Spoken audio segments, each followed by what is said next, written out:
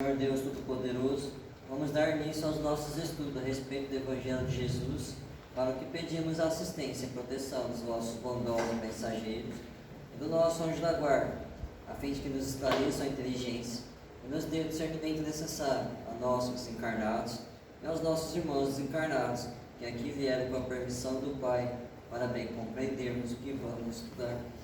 Rogamos a Jesus, o nosso mestre guia, seja conosco e preside nossa reunião.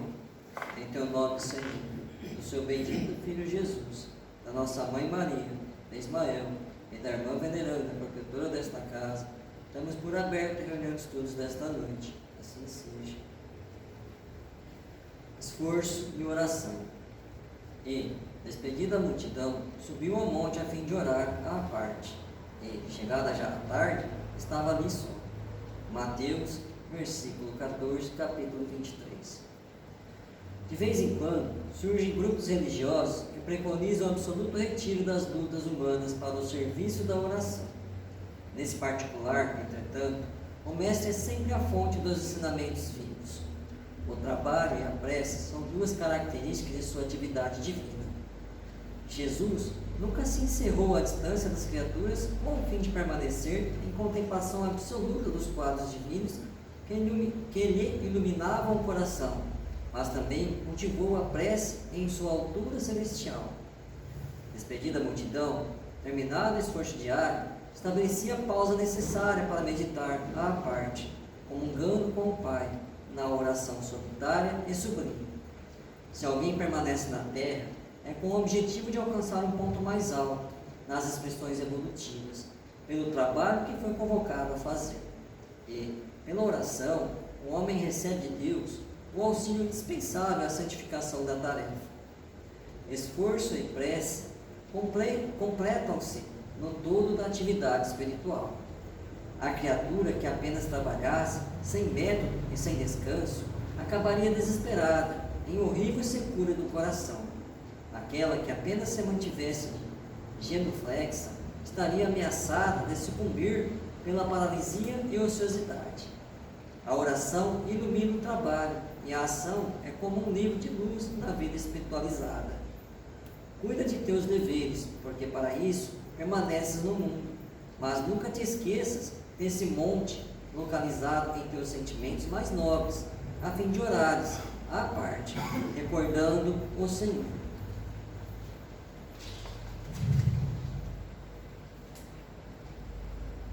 Pai nosso que estás nos céus,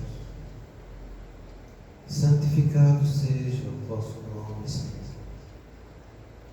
Que venha a nós o vosso reino, que seja feita a vossa vontade, assim na terra como nos céus. O pão nosso de cada dia nos dai hoje, Senhor. Perdoai as nossas ofensas, assim como nós perdoamos aos que nos têm ofendido. E não nos deixeis que entremos em tentações, e livrai-nos, Pai, de todo mal, porque seu é o reino, o poder e a glória para sempre. Amém. Espíritos esclarecidos e benevolentes, bondosos mensageiros de Deus, que tendes por missão assistir aos homens e conduzi-los pelo bom caminho, sustentai-nos nas provas desta vida. Dai-me força para suportá-las sem murmurar. Afastai de mim os maus pensamentos e fazei que eu não dê entrada a nenhum espírito que tentasse iludir-me e conduzir-me no caminho do mal.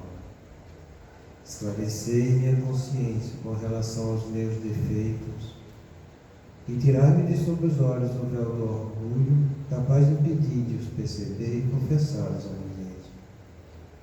A ti, sobretudo, bondoso anjo da guarda, que mais particularmente velais por mim, e a todos vós, espíritos protetores que por mim vos interessais, fazei que me torne digno da vossa proteção. Conheceis as minhas necessidades, que elas sejam atendidas segundo a vontade de Deus. Que a paz que irradia do coração de Jesus e que abrange toda a terra possa ser assimilada por todos os corações aqui presentes, tanto encarnados quanto os desencarnados, para que de posse dessa paz possamos compreender as leis que regem o mundo espiritual e ter a sabedoria de praticá-las em nossa vida diária, Senhor. Em nome do nosso Mestre amado Jesus, da irmã veneranda, protetora dessa casa, da equipe espiritual que nos assiste, dos nossos anjos guardiões, solicitamos que a água aqui exposta seja frutificada em nosso benefício. Que assim seja, damos graças a Deus.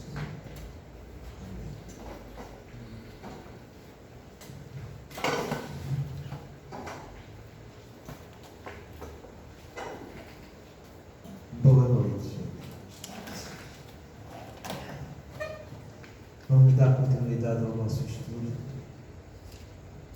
vendo o relato do nosso companheiro que venceu as torres de verdade. E ele faz a seguinte declaração: o homem que se consossia e é feliz, quando lhe chega a viuvez, essa se lhe torna um fardo pesado e demasia. Os hábitos conjugais, o companheirismo, a afetividade bem sustentada, agora em falta, transforma em um vazio existencial, que muitas vezes conduz o solitário a precipitados relacionamentos como fuga ou busca da solução, ou o empurram para transtornos depressivos muito graves. Eu estava pensando, quando estava vindo para cá, sobre esse texto que a gente vai analisar hoje. E algo que me chamou muito a curiosidade e a capacidade de a gente se aprofundar nessa primeira frase, sabe? O homem que se consossia e é feliz. Será que dá para você entender a verdade e o peso que existe nisso aqui? Porque presta atenção, essa palavra feliz, a gente hoje já sabe que existe no nosso cérebro uma área específica em que essa felicidade, isso que te faz feliz, acontece quando você tem esse sentimento. E quando essa área ela é estimulada, é impressionante o que ela faz com o teu cérebro de uma maneira geral. Porque tudo que você tem no seu cérebro, ele se sente estimulado em todos os sentidos. As cores mudam, os sons mudam, ficam muito mais representativos a nós. Todos os órgãos do sentido são potencializados. E essa satisfação interna, ela é tão importante para a gente, e é uma conquista para a nossa espiritualidade, que é para a nossa imortalidade, que toda vez que você relembra aquilo que te fez feliz e que essa área foi estimulada, todas as vezes que você relembrar, entende? E você mergulhar nessa lembrança, esse processo de estimular o teu sistema nervoso se reproduz do mesmo jeito. O que é diferente das áreas que nos traz alegria. A área que te traz alegria, ela tem outra representatividade na área septal do teu cérebro, sabe? Você trabalha em busca daquilo, você conquista, você sente a alegria e aquilo fica restrito a um estímulo que você tem na área de recompensa apenas. Aquilo é bom, aquilo te dá prazer, mas a capacidade de trazer uma satisfação mais intensa para você fica muito restrita. Muitas vezes a gente vê as pessoas que estão na vida inteira indo atrás de alegrias, achando que aquilo ali vai trazer felicidade. E a maioria das vezes a felicidade está em nosso alcance, quando eu venço provas, expiações e realizo missões. E a gente fica muitas vezes distante de realizar isso porque a gente está envolvido nas coisas que nos traz sensações externas que vai nos proporcionar alegria. Isso é muito interessante, sabe? E a gente tem que estudar e compreender que isso faz parte do processo evolutivo do princípio espiritual. O nosso princípio espiritual, quando ele está estagiando no mundo inorgânico, ele desenvolve o que a gente chama de força de atração. Você vai ver as substâncias que existem, que são moléculas semelhantes que se atraem para formar determinadas substâncias.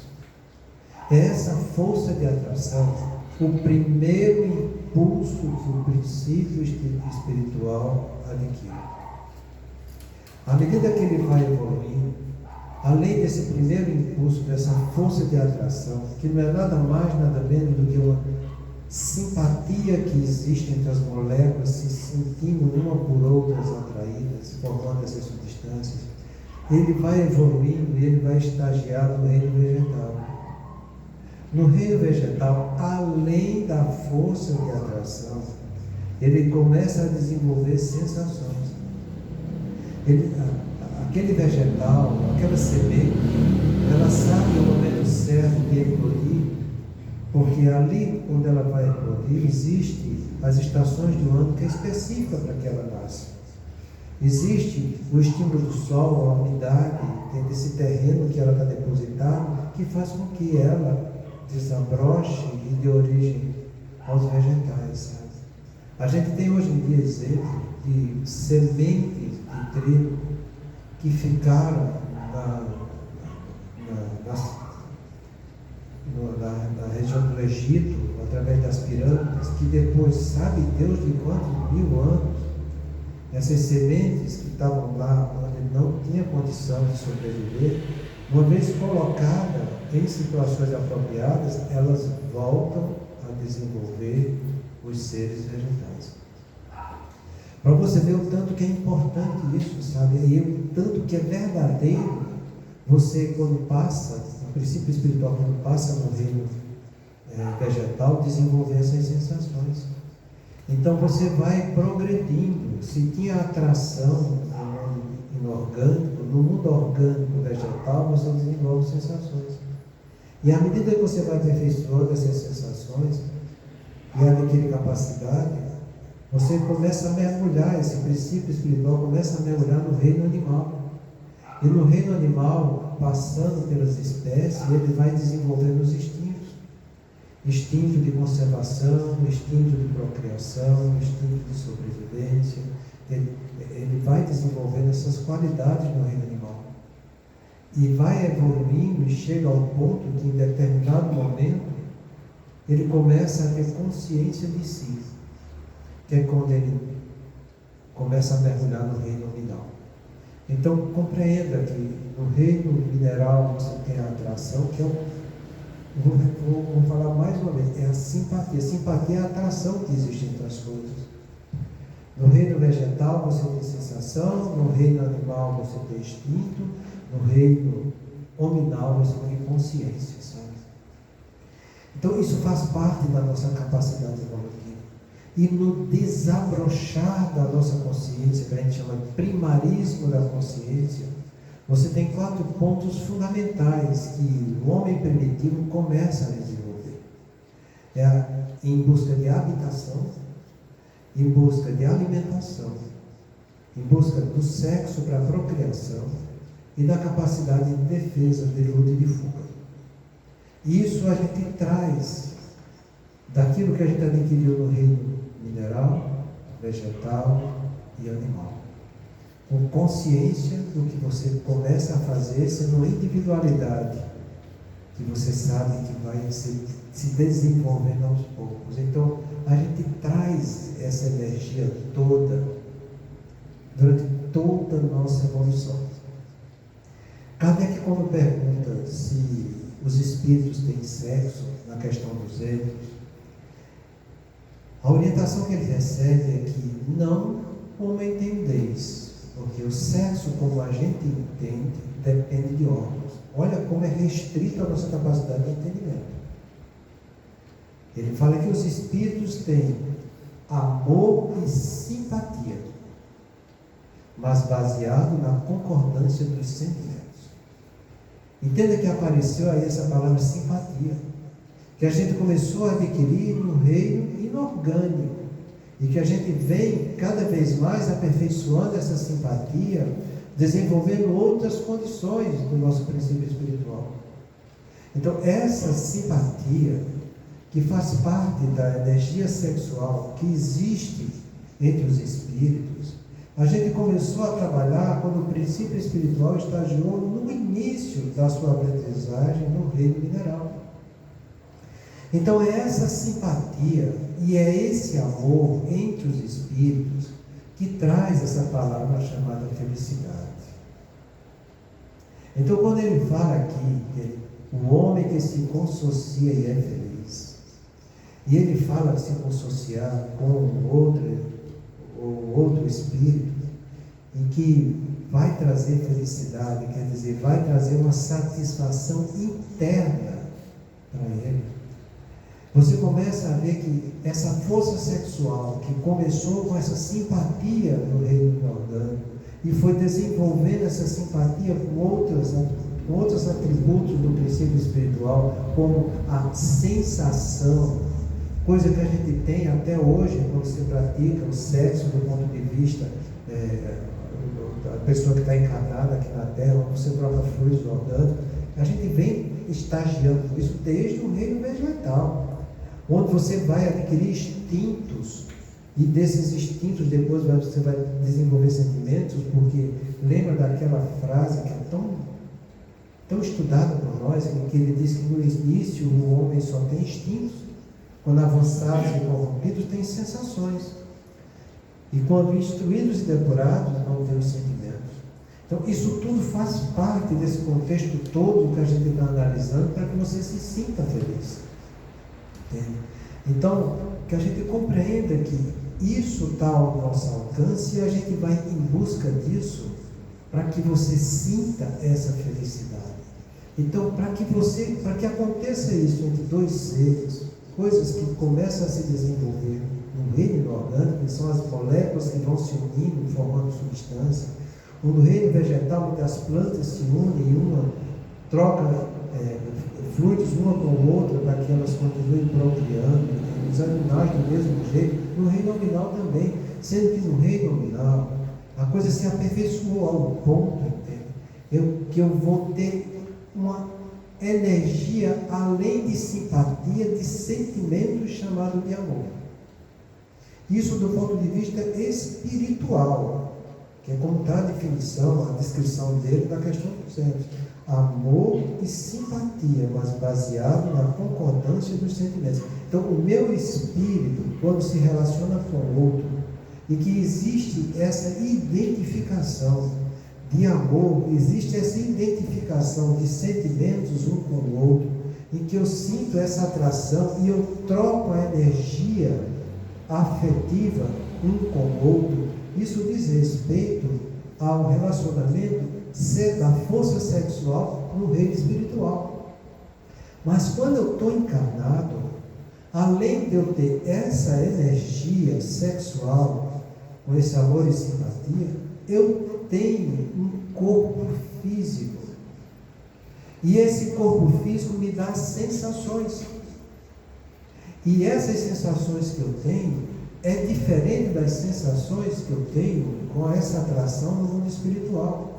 Eu tenho essas sensações do ponto de vista carnal, físico, e faz parte da minha evolução e faz parte do progresso em que eu estou vivendo, para que eu trabalhe a procriação e a manutenção da espécie aqui na Terra.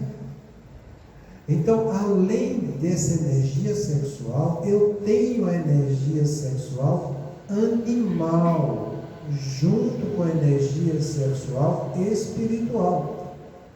Quando ele fala isso aqui, esse consórcio que é feliz, é porque existiu duas grandes forças que se associaram uma com a outra, havendo o que a gente chama de reciprocidade entre duas pessoas que se identificam. Uma reciprocidade em que eu dou a minha energia sexual para o outro e o outro também dá a energia sexual dele para mim. Uma reciprocidade em que eu vou fazer o desejo do outro do ponto de vista carnal e o outro vai também realizar o desejo que eu sinto com o corpo que eu tenho. Então são duas grandes vertentes que existem aí, sabe? O amor e o desejo. Que muitas vezes as pessoas confundem uma coisa com a outra.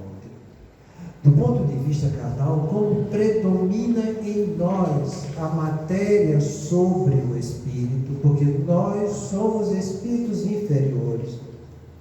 Se você for ler a classificação de Kardec a respeito disso, está lá, tem espíritos inferiores, predomina a matéria sobre o espírito.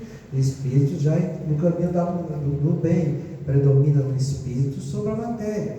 Em nosso caso ainda, que predomina a matéria sobre o espírito, nós damos muito valor ao desejo, que é o que envolve os corpos físicos. E não damos tanto valor à energia sexual e espiritual, que é onde está o amor. Então a gente vê pessoas confundindo amor com desejo e muitas vezes dando mais valor ao desejo, achando que estão amando os outros, e não estão. Eles estão em busca da sua satisfação física para a procriação aqui na Terra, porque elas ainda estão no primarismo da consciência, que envolve aquelas 4 fases que a gente falou para vocês, que é a alimentação, que é a habitação, o sexo com a procriação para a manutenção da espécie, e de você se defender entre a luta e a fuga, para você se proteger, que é o instinto de conservação. Então, a gente vê as pessoas fazendo isso, e nós, no começo da nossa vida, também agimos desse jeito. Se você for parar para pensar, foi assim que a gente terminou se relacionando com os outros. Muitas vezes a gente vai em busca de desejos, achando que estamos amando, e você até se consorcia com o outro. Porque esse desejo, ele é tão violento, do ponto de vista carnal, para a procriação, que muitas vezes ele começa não com esse sentimento de querer o bem do outro, mas de você ir em busca de sua satisfação, isso te gera paixão. Paixão é todo o incremento que eu dou a uma necessidade ou a algum sentimento. Então, como as pessoas sentem a necessidade de ter um relacionamento sexual para a procriação da espécie, coisa que a gente trouxe do reino inorgânico com essa atração, que foi se intensificando no reino vegetal com a sensação, foi aumentando mais no reino animal com o instinto, e adquiriu uma capacidade de independência no reino nominal, porque o homem tem a independência sobre as sensações e os sentimentos. Os animais respeitam o momento certo de acasalarem para ter manutenção da espécie. Existe o cio no reino animal. O homem não tem cio. Se depender da espécie humana, ele que tem a capacidade de independência disso, ele vai ter cio todo dia. Tem gente que é desse jeito, tá entendendo? Acha que deve ter cio todo dia, para ter relação sexual todo dia, porque ele não está nem visando a procriação, ele visa só o desejo dele. Ele é um doente. Ele está na carne, sendo um espírito, mas só consegue enxergar nele a carne. Não enxerga nele o espírito ainda. Então ele valoriza em excesso o desejo. E é aí que entra a palavra paixão. Então, muitos de nós aqui, para não dizer a nossa totalidade, está indo em busca dessa palavra feliz, mas a gente não sabe trabalhar como deve ser trabalhado para chegar até ela. Se você tem um envolvimento em que você visa muito desejo, o que você precisa fazer é frear o seu desejo, para que você, com o tempo, quando vai esfriar essa paixão, você veja os sentimentos que estão envolvendo com a outra pessoa. É preciso de tempo, porque uma paixão, ela tem uma duração média de 1 ano e meio, só em torno de 18 meses. Depois, aquela energia que te cegava, que obliterava a tua razão, ela começa a decrescer e a sua razão começa a se libertar desse sentimento doentio que te gerava paixão. E aí você, com a razão, começa a analisar sentimentos. Vou tornar a repetir aquela frase. No início, o homem só tem estudos. Quando avançados e corrompidos, tem sensações. Quando instruídos e depurados, vai ter sentimento. Quem é que instrui? A razão. Quem é que depura? O discernimento. Então, é impossível você dizer que ama o outro quando você está apaixonado. Porque quando acontece isso, a sua razão está obliterada. Você não consegue trabalhar sentimentos. Entende? Então é preciso de tempo. E muitas vezes a pessoa não gosta de gastar tempo. A gente vê as pessoas olhando uma para a outra no meio da rua, simpatizam, e essa simpatia que nasceu no reino inorgânico, que foi ampliada no reino vegetal, que cresceu mais no reino animal, que é uma força de atração que não passa por tua consciência, porque ela nasceu onde não existia nem seres orgânicos, foi no reino mineral. É uma simples atração, entende? Que está muito relacionada com o primarismo do princípio espiritual. Então as pessoas se sentem atraídas sem nem saber porquê, e a partir daí já estão tendo seus relacionamentos sexuais, já estão colocando em liberdade a energia sexual, e com isso se comprometem uma com a outra, porque geralmente pode ser uma gravidez. E quando surge uma gravidez, aí a coisa se complica, porque ficam dois seres que sentiram uma forte atração, que nada tem a ver com, não chegou nem a ter paixão. Entende? Porque precisa de tempo você ter uma paixão. Nem paixão passou. Quanto mais você analisar sentimentos que tem de um para o outro. Entende? E quando menos espera, já estão com o filho na porta, um olhando para a cara do outro, entende? Sem nem conhecer o outro, entende? Sem nem saber o outro como que é, e tentando conviver junto. E muitas vezes isso aconteceu num relacionamento estritamente acidental, que é uma coisa que está muito em voga e aumentando muito hoje na humanidade, nos relacionamentos conjugais. São relacionamentos acidentais. A pessoa sentiu atração pela outra, não porque ela já teve um relacionamento com a outra, não porque ela já teve um envolvimento com aquela outra pessoa, não.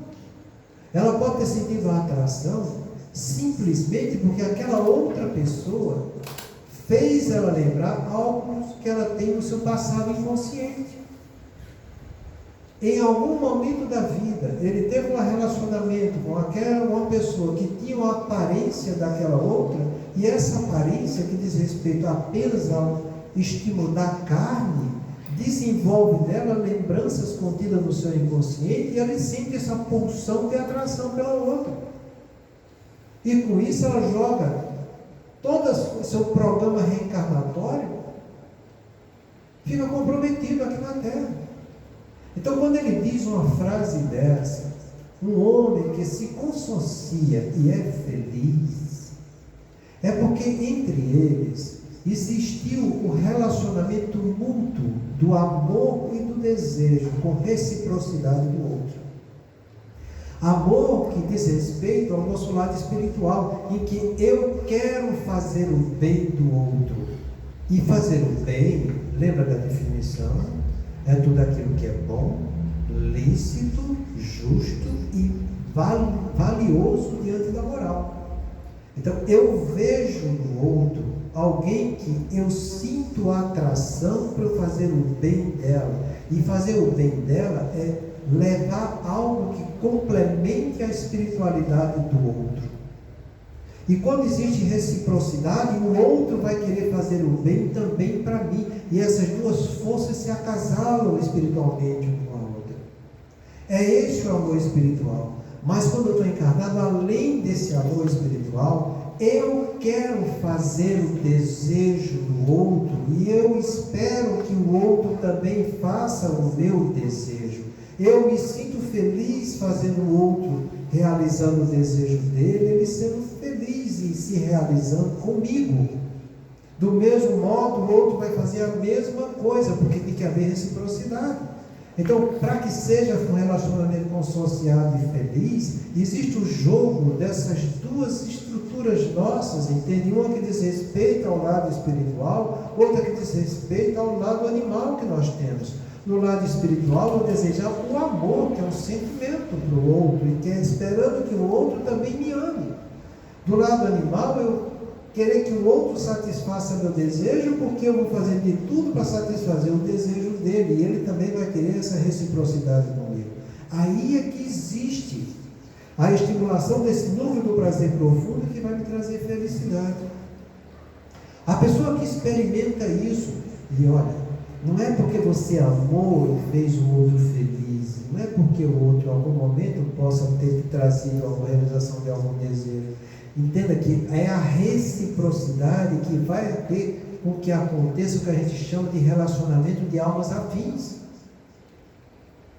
É aí que está em jogo a coisa. Porque se você não tiver essa reciprocidade, você vai doar, e o outro só vai receber, e ele não doando para você, com o passar do tempo, o que vai acontecer com isso é mágoa, ressentimento, tristeza, sensação de vazio. Porque o outro não te correspondeu com aquilo tudo que você deseja e ama para ele. E você desejando e amando, doando tanto energia espiritual quanto do ponto de vista animal, e você não é retroalimentado, não existe essa sensação tão boa de felicidade. Essa descrição toda você encontra em parte no livro E a Vida Continua. É a história do Fantini e da Eveline, Entre o Céu e a Terra, em que no capítulo 17 o protetor é questionado a respeito do amor e dessa energia amorosa, e ele vai respondendo para eles. Então, compreenda que para você ser feliz, essa energia sexual que já está em posse de nós no reino animal, entende? Ela tem que estar sendo usada tanto no prazer de troca de fluidos corporais, como ele fala aqui dos hábitos conjugais, em você querer procriar para que aconteça a manutenção da espécie, você amando, dando um filho em que você vai doar esse amor para esse filho, entende? Que é outra fase de desenvolvimento da energia sexual, e você vai ter essa energia sexual de uma forma que a gente chama de interação, que é o amor espiritual, que é quando se troca fluidos de perispírito para perispírito, mas essa troca de fluidos só acontece quando a vibração dos sentimentos eles são semelhantes e eles conseguem um com o outro se alimentar.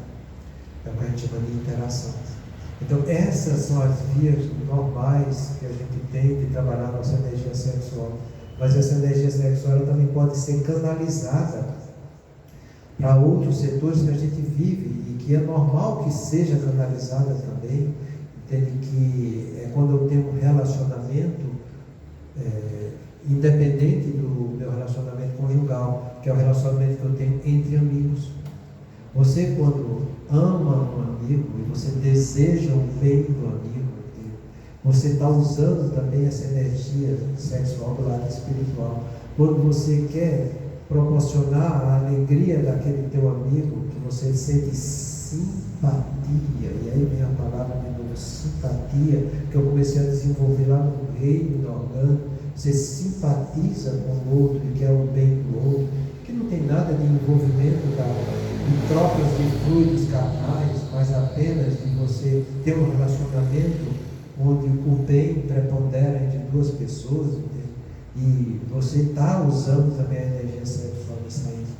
Quando você está criando alguma coisa, não sendo necessariamente um filho para ter a manutenção da espécie, mas tudo que você cria, também você está usando essa energia sexual.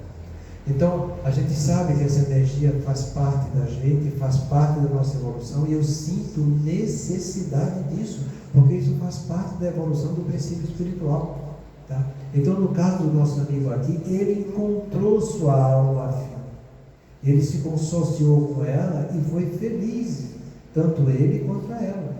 E ele fala, quando um relacionamento desse, em que você sente essa felicidade íntima do seu espírito, com a satisfação do seu corpo, do seu desejo, realizando o desejo do outro, quando chega a viuvez, quer dizer, quando um parte e o outro fica, essa se lhe torna um fardo pesado em demasia. Depois de tudo que eu falei, dá para você entender o que é que ele fala de pesado em demasia. Porque são poucos os nossos aqui encarnados que têm relacionamento afim. São poucos. Os nossos relacionamentos, a gente já estudou aqui, mas é bom relembrar. Ele pode ser através de almas afins, que é o ideal, e que Deus nos fez para que a gente evoluísse desse jeito.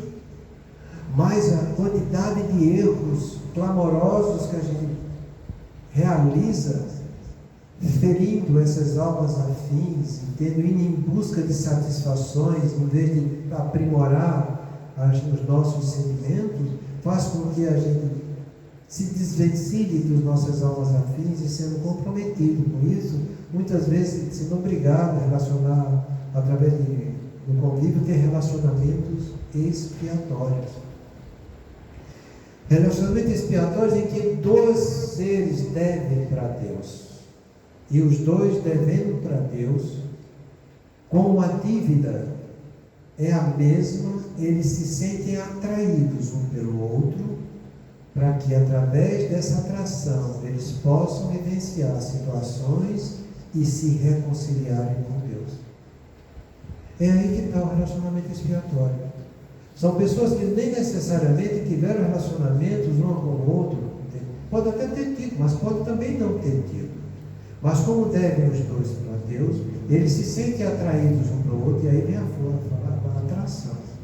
Para que através desse relacionamento eles consigam se reconciliar diante da lei de Deus. Existem os relacionamentos também provacionais, em que isso acontece mais no primarismo da gente, em que a gente não tem envolvimento com ninguém, você vai ter um relacionamento com outro, que são ocasionais, para que você desenvolva essa força do progresso, que você tem que manter a procriação para a manutenção da espécie. Então você sente o desejo no primarismo de se relacionar com o outro, e o que é natural, porque esse desejo veio das sensações que você teve lá na planta. Ele se intensificou e aprimorou com os instintos que tinha no reino animal. E você sente esse desejo também no reino hominal, para que o ser humano continue procriando e vivo aqui na Terra. Então, existem esses relacionamentos provacionais, em que eu não tive relacionamento com nenhum com o outro, mas eu vou me relacionando para que aconteça a procriação aqui na Terra, e ao mesmo tempo eu vou desenvolvendo a minha afetividade. Existem os relacionamentos de amizade, em que duas pessoas são amigas, e em nome da amizade, que é esse sentimento fraternal, um querendo ajudar ao outro, para que eles descubram em breve a sua felicidade, muitas vezes eles se consociam para desenvolver outras coisas que é importante aqui na Terra, tendo essa afetividade já entre amigos, que também vai nutrir muito com a reciprocidade um com o outro, mas não necessariamente aquele que é alma afim. Entendeu? Existem também os relacionamentos que a gente chama de missionários, em que pessoas que nos amam, que já estão muito evoluídas, eles sacrificam sua evolução para vir nos resgatar lá embaixo, onde a gente está numa situação ainda tão deprimente. É o caso de renúncia, que a gente tem no livro. É o caso de Lívia com o Emmanuel, há 2000 anos atrás, que seres superiores venham e ajudam a nos resgatar no caminho do bem. Então são esses tipos de relacionamentos que a gente tem, mas ele está falando aqui do dele, que é um relacionamento afim. Isso pesa quando você perde seu ente humano, porque aquilo te completava, aquilo te dava energia, e você se sentia feliz dando energia para o outro. Você se sentia feliz causando a felicidade do outro e o outro sentindo a mesma coisa com você. Então isso aqui pesa muito, e são coisas que a maioria de nós não sabemos ainda o que é, mas que a gente tenta e vai em busca disso o tempo todo. A gente está aqui o tempo todo indo em busca disso quando você está encarnado. Isso faz parte da nossa evolução.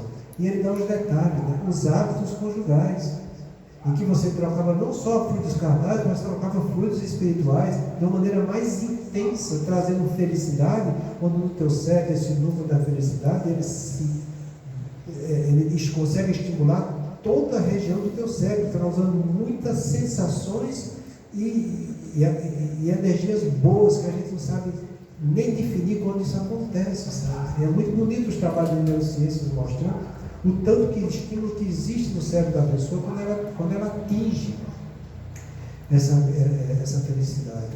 E é muito bonito. A Neca Guimarães, ela faz questão de divulgar alguns trabalhos a respeito disso, e naquela série de DVD que está no YouTube, entendeu? Coloca, eu acho que é Espiritismo e Neurociência.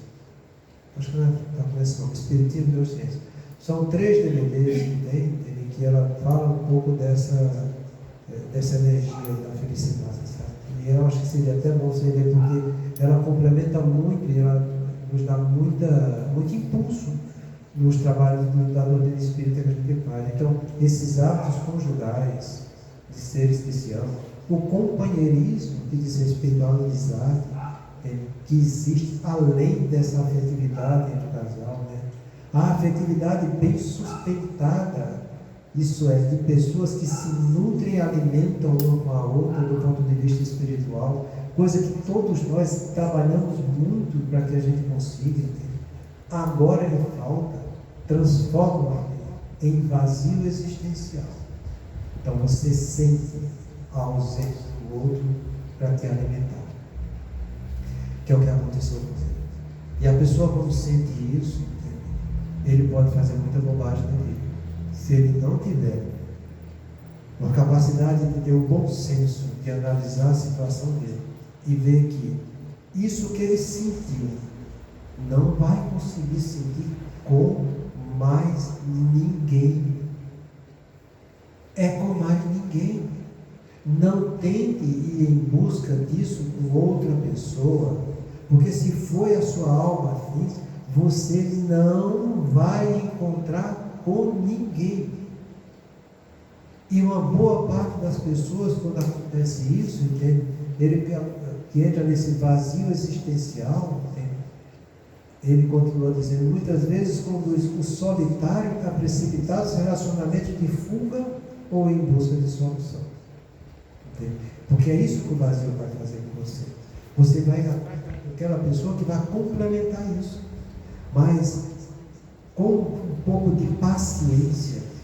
O que vai acontecer com as pessoas que perdem sua alma é que aquele que partiu para o mundo espiritual, que vai estar passando por o que a gente fala, períodos de despreendimento e de perturbação, à medida que ele vence esse despreendimento, essa perturbação, o que não é fácil para ele, porque o despreendimento diz respeito a eu me desligar do corpo que ficou na terra. Esse outro que partiu para o outro lado, ele sente também a falta dos hábitos conjugais. Ele sente a falta do companheirismo. Ele sente essa pergunta dessa afetividade que a gente chama de fase de interação da energia sexual. Então ele quer ir em busca disso que ele está deixando para trás. Não é fácil para ele também. E é preciso de tempo para que ele saia do despreendimento do corpo. Muitas vezes, o nosso corpo pode até já ter virado pó. Pode ter virado pó. Mas a pessoa, quando continua fixada no corpo, ela ainda sente por ressonância as sensações do corpo que ela teve e também de como ela perdeu o corpo. Então tem espíritos que passam anos, centenas de anos sofrendo com esse despreendimento. A coisa não é fácil desse jeito. Às vezes você vê as pessoas dizendo na casa espírita, eu morro, mas eu desencarno, eu largo logo o corpo e vou me embora. Ele não sabe o que está certo. Ele não conseguiu ler a doutrina espírita para ver o retorno do espírito, como Kardec tem um capítulo só para isso, retorno do espírito ao mundo espiritual. Ele fala muito bem desse desprendimento e dessa perturbação, porque quanto mais eu ainda sentir essa energia me prendendo ao corpo, mais intensa é a perturbação que eu estou sentindo. A perturbação diz respeito à consciência que eu tenho de mim, como espírito imortal. O desprendimento diz respeito ao apego que eu tenho ao corpo físico. Então, essas duas coisas acontecem com todos nós quando a gente desencarna. E o espírita que já tem conhecimento disso sabe e tem que saber reconhecer que quando a morte chega, a gente tem que saber dar um ponto final naquele corpo que ficou e agradecer a Deus a importância que Ele teve em nossa vida, na aprendizagem como espírito imortal. Mas o nosso espírito continua com os seus sentimentos, continua com a sua capacidade racional, continua com a sua vontade atuante. Então, quando eu tenho consciência disso e sei que chegou o momento de partida para o mundo espiritual, eu preciso esquecer um pouco essa atração toda que eu desenvolvi. E aqui está falando da palavra atração de novo. Essas simpatias que eu deixei com tudo aquilo que eu construí aqui na Terra. Essa atração que eu tive pelo meu trabalho, que eu tive com a minha família, que eu tive com meus amigos, que eu tive tudo que eu participei aqui na Terra. Então, para ela não é fácil. Então, esse vazio existencial dele, que ele sente, ela também está sentindo. E quando ela consegue sair do despreendimento, quando ela consegue sair da perturbação, que ela adquire consciência do mundo espiritual e ela sente a afetividade pelo bem dela que ela deixou aqui na Terra, essa força de afetividade, esse companheirismo de espíritos imortais, faz com que ocorra a permuta da energia sexual na forma de interação entre os espíritos. E um consegue complementar o outro, mesmo na ausência da carne. É o que acontece com o orientador de Fantine Avelini, em que ela pergunta para ele se ele não sente falta da esposa que ficou. Ela fez de maneira alguma. Nós continuamos unidos espiritualmente, e essa união espiritual que nós temos é o suficiente para que a gente sinta a realização em nós da afetividade que existe entre duas almas afins. Então é preciso um pouco de tempo para que esse vazio existencial vá ser preenchido pela afetividade do outro que ficou lá. Porque duas pessoas que se amam, e se amam como almas afins, não conseguem, eles não vão ficar mais separados. É muito bonito esse livro que fala da evolução entre o céu e a terra, da história do Fantine e da Eveline, que eles se encontram, ele já velho e ela nova ainda, padecendo da mesma doença, e eles morrem, vão para o mesmo local no mundo espiritual, e à medida que eles vão vivenciando e convivendo juntos, eles vão desenvolvendo essa afetividade, esse companheirismo, e chega ao ponto, no final do livro, eles casarem do ponto de vista espiritual. E quando eles estão próximos do casamento, ele que já era idoso, está bem mais jovem, e ela que era bem jovem, já um pouco mais madura. Automaticamente acontece isso entre eles, para que eles se complementem com essa afetividade. Então, ele tem que ter um pouco de paciência para que esse vazio venha a ser preenchido novamente por ela, quando ela conseguir se desprender e sair da perturbação espiritual e se reconhecer como espírito imortal. E eles voltarem a conviver juntos, que é o que acontece, no próximo trecho que ele vai relatar, que acontece quando eles começam a ter novos contatos espirituais. Então não adianta você ir atrás de fuga, não adianta você ir atrás de outra, ele ir atrás de outra mulher para ter relações, hábitos conjugais, porque ele vai sentir uma frustração imensa, porque ele não vai conseguir ser complementado espiritualmente. Então a pessoa que passa por uma experiência dessa, ele por si só sabe e tem consciência que não vai conseguir encontrar no outro ser aquela troca de energias espirituais e trocas de energias orgânicas com intensidade tamanha que vai trazer felicidade para eles. Então, quando acontece isso, eles quando tem um pouco de conhecimento da energia sexual, eles se acomodam, esperam para que esse ser que se desprendeu daqui da Terra volte a ter contato com eles, sabe? Então é inútil você querer partir para isso aqui. E ele termina dizendo, ou empurro para transtornos depressivos muito graves, que é o que a gente vai estudar semana que vem, que eu já passei do tempo.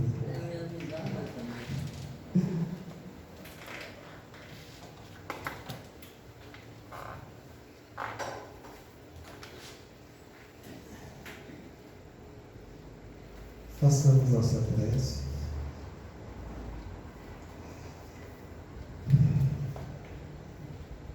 Em nome do amor, principalmente do amor caridade, façamos a prece de Caritas. Caritas significa caridade. Caritas não significa uma entidade, mas um sentimento. Deus nosso Pai, que tendes poder e bondade, dai força àquele que passa pela provação, dai luz àquele que procura a verdade, ponde no coração do homem a compaixão e a caridade. Deus, dai ao viajor a estrela guia, ao aflito a consolação, ao doente o repouso. Pai, dai ao culpado o arrependimento, ao espírito a verdade, à criança o guia, ao órfão Pai. Senhor, que a vossa bondade se estenda sobre tudo que criaste. Piedade, Senhor, para aquele que vos não conhece. Esperança para aquele que sofre. Que vossa bondade permita aos Espíritos Consoladores derramarem por toda parte a paz, a esperança e a fé. Deus, no raio, uma faísca do vosso amor pode abrasar a terra. Deixai-nos beber nas fontes desta bondade fecunda e infinita, e todas as lágrimas secarão, todas as dores acalmar-se-ão, e um só coração, um só pensamento subirá até vós como um grito de reconhecimento e de amor. Como Moisés sobre a montanha, nós vos esperamos com os braços abertos, ó poder, ó bondade, ó beleza, ó perfeição, e queremos de algum modo alcançar a vossa misericórdia. Deus, dai-nos a força de ajudar o progresso a fim de subirmos até vós. Dai-nos a caridade pura, dai-nos a fé e a razão. Dai-nos a simplicidade que fará de nossas almas o espelho onde se refletirá a vossa imagem. O tempo não para. Se agora encontras o teu ontem, não ouvides que a tua ação de hoje será a luz ou a treva do teu amanhã. Pai de amor e bondade, Mestre Jesus, amigos espirituais, mais uma vez nós agradecemos a oportunidade de estarmos aqui reunidos para aprender mais dos teus santos ensinamentos. Que nós possamos aprender a exercer esse amor incondicional para com o nosso próximo e para conosco mesmo. Que nós levemos também esse amor para as pessoas com as quais convivemos. Pai nosso que estás nos céus, santificado seja o vosso nome, venha a nós o vosso reino, seja feita a vossa vontade, assim na terra como no céu. O pão nosso de cada dia nos